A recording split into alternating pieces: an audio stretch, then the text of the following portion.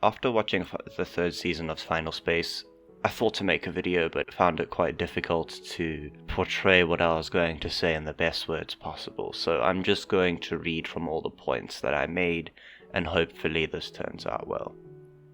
So, as you can tell from the title of this video, the main theme that I think Final Space Season 3 has portrayed is that of forgiveness. The show has quite evidently broken down relationships between characters. They destroyed them and rebuilt them. We're shown some of the great characteristics we can have after dealing with emotions, and the ways that you can deal with emotions. Now, I believe most of these examples are quite over-exaggerated compared to real-life situations, but nevertheless, they are still examples of what effects situations of real life can have on a person. Quinn is closed off about her sickness. She is a strong person that doesn't easily open up, even to the people she loves the most. This strains her relationship with Gary because of the fact that she doesn't want to open up. So, he struggles to stand by her and lead the team at the same time. We know that some of the decisions Quinn makes along the way, the rest of the team doesn't really agree with, but I guess we can talk more about that, because there's a point that ties into that I have later. Avocado and Gary. Those two have had a friendship that has been forged over the past 2 seasons, which has grown immensely since their first encounter. In one episode, Avocado opens up to Gary about the fact that he killed his son's parents, who were the king and queen of Ventrexia, and his son had no idea, and that he doesn't know how to tell his son. So what does Gary do? He throws a punch, and then Avocado retaliates, telling Gary that he's no better than he is. And so they end up having a small bit of a brawl between each other, and this actually works in getting through to each other. It helps them understand the problems that they've caused. Now, when it comes to Gary, it doesn't really matter to Ash whether it was Gary or Invictus controlling Gary that led the act of killing her brother. The fact is that she witnessed Gary in his physical self killing her brother. It would be devastating to any person. Facts and reasons wouldn't help in a situation like this.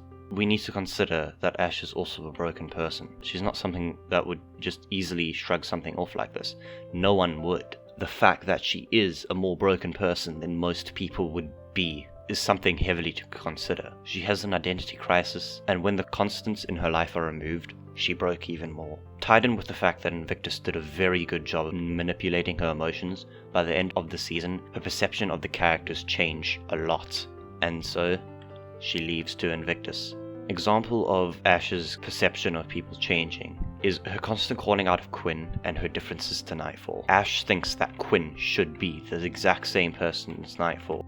We fail to see that even if they are the same person from different timelines, events happen differently, which forge a person differently. Not everyone's decisions are going to be perfect. It also doesn't help the fact that Ash fails to see that Quinn too is having quite an identity crisis, struggling to figure out whether she should be Nightfall or whether she should build her own path. When I look at Ash, I see how she gets used as a narrative tool to bring out emotions in other characters. Another good example of this is in episode 13, the final episode of the season, when Avocado and Gary are trying to convince Little Card to come back to them and not join Invictus with Ash, even if they are deeply flawed people. Ash tries her hardest to stop them, and fails.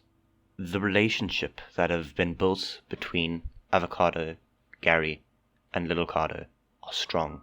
They do not break easily. Of course, the reason Ash took Little Cardo in the first place is because she heard Gary and Avocado talk about Little Cardo not being Avocado's real son. The way that they handled the situation to get him back was a very touching moment for me. So, I just want to talk about certain characters that they've redeemed. When Gary's mother Cheryl was first added to the series, she was quite an antagonist, going against what they wanted quite often. After a while, she kind of opened up, and her character has been developed into quite an emotional support for the rest of the team. This shows that she, in fact, does feel accepted, and that she has a place on the team. She has a home, and it's back with her son. Now, whether or not this is the last season, I am happy with the way it ended. There may be a couple of loose things that it would be a shame to just leave them hanging, but overall I would be happy to have this be the last season, even with those things just hanging. So, to end off the video, I just want to thank Olan Rogers, the creator of the series, for his work. It has really become more than I ever thought it would especially after watching the first season.